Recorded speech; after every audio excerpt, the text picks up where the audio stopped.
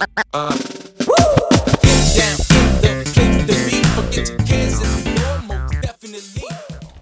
and welcome back to my film and TV channel. Yes, we've got a British crime drama comedy, six episodic, is that a word? Anyway, 6 episodes, and this is from the BBC and it probably BritBox as well, but don't quote me on that one, I'm not 100% sure. We're talking about something called Death Valley. Yes, I've been through Death Valley. Yes, it looked nothing like this. It was a bit less green than the Death Valley I went through many years ago. This first aired on the BBC on 25th of May, and you can binge watch it as I did on BBC iPlayer. It's probably not a binge watch thing. It's probably more watching episode now and then. In fairness, so I'll put my sort of hat straight down on this, hat on the stand on this, and that's what I'll say. It's a bit of a struggle if you watch it all in one go, because it's a lot of a bit repetitive in style, in fairness, but it is what it is. It's a comedy crime drama that the Brits usually do quite well, or we Brits usually do quite well. Midsummer Murders, that sort of thing, or some of these afternoon watches, Father Brown, this sort of thing. And this is where we're coming from with this. Perhaps a little bit grittier than Father Brown, and perhaps I'm being a little bit unkind, but not overly gritty because it's pre-Watershed. So I'm getting all my words wrong today. Sorry guys, my apologies. So I will carry on regardless, getting everything right hopefully from now on. Pre-Watershed, yeah, it's not on. It's not blood and gore, this guys, or bad language at all. Well, it depends. If you think of some Welsh things being bad language, some sort of little comments that are made which are very familiar. But we'll get to that. This is written by Paul Doolan. The cast includes Timothy Spall. No Welsh accent with Timothy Spall in this one. I saw some posh accents in this one. Gwyneth Keyworth, yes. I've not seen much of Gwyneth, but I like Gwyneth. It's definitely a Welsh accent. And please don't go on about the Welsh accents and whether they're right or wrong. Just is what it is. Stefan Rodri, Alexandria Riley, Rivik and Gula, Amy Griffiths, Oliver Ryan, Marilyn Coots, Beatrice Jones, Zadie Campbell-Davis, Erin Kelleher, and various guests and spot guests and guest stars, etc. in these 6 episodes. As with any, like Murder in Paradise, I wouldn't say it was on that level, but like Murder in Paradise, it's obviously going to be about the characters, isn't it? Anyway, this is about retired actor John Chappell and Detective Sergeant Janie Mallowan. Did you say retired actor? Yeah, John Chappell. Detective Sergeant Jane Mallowan team up to investigate murders each week in Wales. Yes, in Welsh Wales, of course. As I say, there's nothing too controversial about this. This has a definite afternoon feel to it. Crime drama comedy that airs at reasonably peak time on a Sunday evening, so you would expect perhaps a little bit more. And as I said, these things stand or fall, of course, by the characters. You think of Midsummer Murders, you think of the Paradise things. I don't watch some because of the DI. I mean, so if I like him, I watch it. If I don't, Ralph Little, I don't watch it. It's as simple as that. It all falls by the actors and the characters they're playing. If I don't like him, I don't watch him. So this is exactly the same. You've got to like the characters really to invest in it.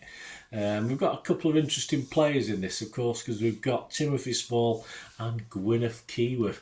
And the chemistry is initially functional. It improves, but I don't think it ever really rubs off totally successfully. Keyworth sort of either grows into the role. I'm sure the episodes aren't shot in order. That's not the way they usually do things, but she seems to grow into the role, or just that we get more used to. It might be the easiest way of saying it, and she sort of grows on you more. And Spall, of course, is always good value. He's always good value in whatever he does. I wouldn't say it was his best effort at this, but he's good at what he does. If you miss Gavin and Stacey, this is the thing. Well, we've got some familiar faces from that as well pop up, and and some of the words like lush. There you go. If you like this is lush. There you go. So it's obviously a Welsh thing. It's not Gavin and Stacey copyright. It's obviously a Welsh thing. So some nice nice familiar words are used or comments are said that make you feel a little bit at home, and expect Gavin and Stacey to come on the screen at any minute, but sadly or happily they don't, depending if you like Gavin and Stacey. Of course, the scenery and locations are wonderfully rugged in Wales, certainly help the series. And they're about 44 minutes. And for me, they felt a little long. I would have been happy with nearer 30 minutes. So that's not a great sign. I think 30 minutes might have suited the stories better as well, made them punch along a little bit more. But the good news is that it does grow on you a little bit. And I say it's the characters that grow on you. Of course, Spall and, the two leads in this grow on you. And it's always nice to have some familiar faces guesting, of course. Oh, well, he's from such and such, and he's from there, and he's from there, and he's from Gavin and Stacey, and blah, blah, blah. And of course, they're all standalone episodes. There's no sort of link between them apart from the main characters, of course, which you'd expect. Let's check out some of what the critics say. There's a couple of positives first. Lucy Mangan from The Guardian. She's a hard lady to please, Lucy. She liked it. She gave it 80. She said, so it's Midsummer Murders with jokes. I find Midsummer Murders quite funny. It's Rosemary and Thyme, but good. That's a bit harsh on Rosemary and Thyme. Or a pastoral old dog's new tricks, if you prefer. Take your pick. It's also witty and fun and bounces along with enough verve to get you past any footling, F-O-O-T-L-I-N. I had to look it up because I have no idea what Lucy's on about. She's very clever, Lucy, uses some big words sometimes. So I had to look it up to get you past any footling. And footling means trivial and irritating. So to get you past any trivial and irritating objections, you have to either form or content before they can make their way from brain to mouth. So yeah, she's implying it's so fast-paced that you don't get time.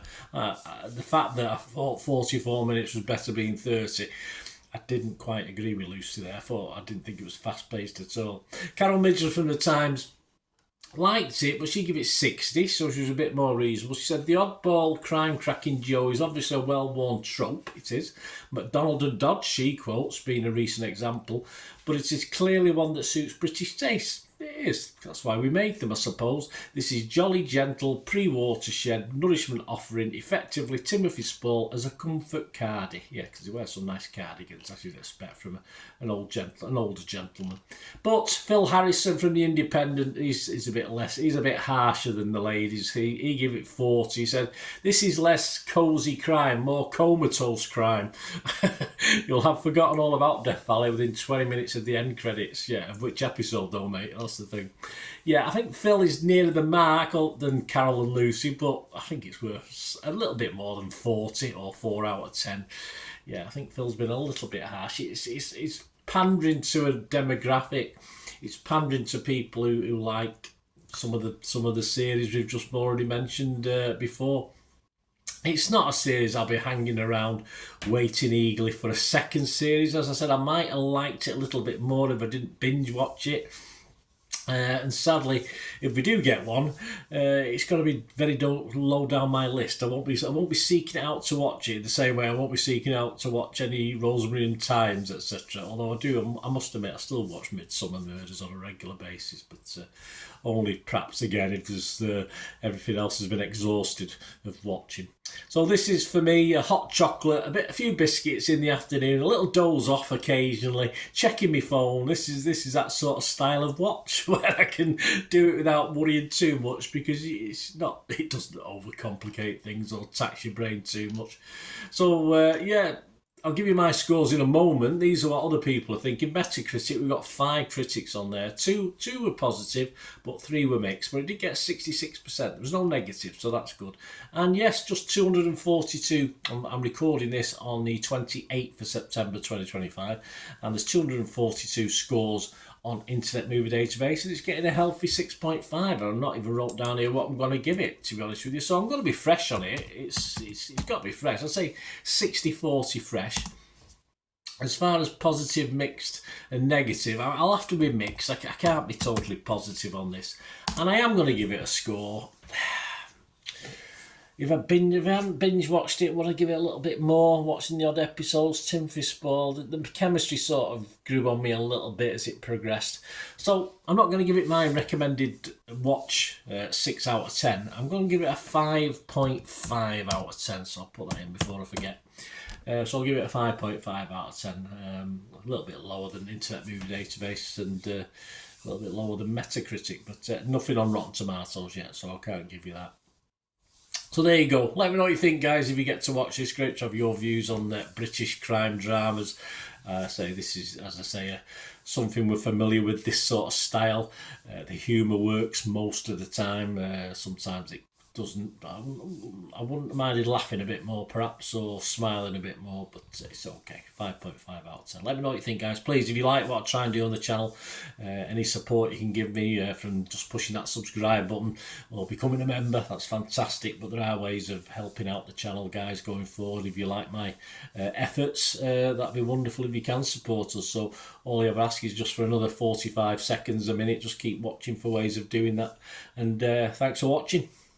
To help me out, guys, if you watch the ads, if the ads on this YouTube ads, that helps in a very little way, but it all helps. It all, watch the pennies and pounds look after themselves, they say, don't they? Or the pennies or the 10p's look after themselves. But if you watch the ads or follow the links on the ads as well, that's always a nice way to support the channel. If you sort of hang on for it, I've done that. I watched other people's and followed the ads, just something I fancied, which does happen from time to time.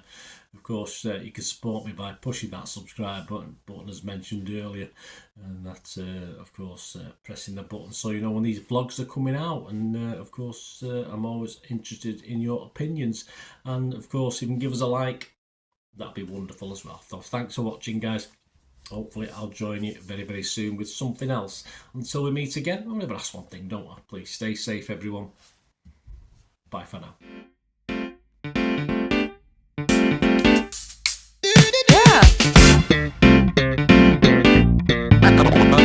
Yeah.